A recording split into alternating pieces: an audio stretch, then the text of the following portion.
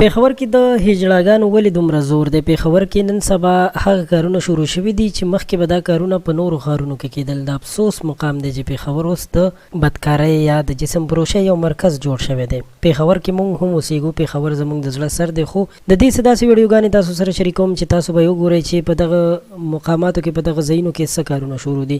د پېښور د اقبال پلازې یو ویډیو به هم تاسو سره شریکوم. د هغې نه وړاندې تاسو سره داسې ویډیوګانې شریکوم چې دا ویډیوګانې د ډبګري ګارډن او یا د نورو ځایونو هم دي چې هلته هم دغه کارونه شروع شوي دي.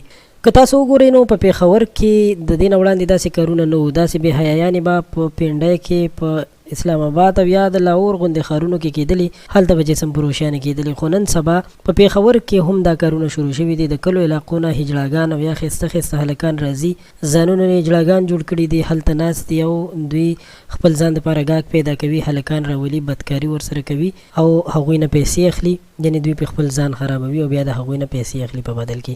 نو داسې هم انکشافات شوي دي چې دغلته کوم دا هجړاګان دي، دوی منشیات هم خرڅوي یا دوی دغه غلطو نشو باندې هم راوختي دي چې آیستې او نورې نشي دي. نو د حیرانتیا خبره ده چې پولیس ولې د دې په خلاف اکشن نه اخلي، پولیس ولې په حرکت کې نه راځي. دا هم یو ډېر لوی سوالیه نشان دی زموږ ستاسو لپاره. د دې په باره کې موږ تاسو ټول کار کوو، خو د ټولو نه اول تاسو ته یو څو ویډیوګانې د دوی شریکوم چې په دغه ځایونو کې دوی هلکان راغواړي، یعنې دوی د روډ په غاړه ولاړ وي او هلته چې کوم هلک تېرېږي نو دوی ورته اشارې کوي، ځان سره دننه بوځي او دوی چې دی ورسره هلته ناروا کار کوي، بدکاري ورسره کوي. دا څومره د افسوس او د شرم خبره ده.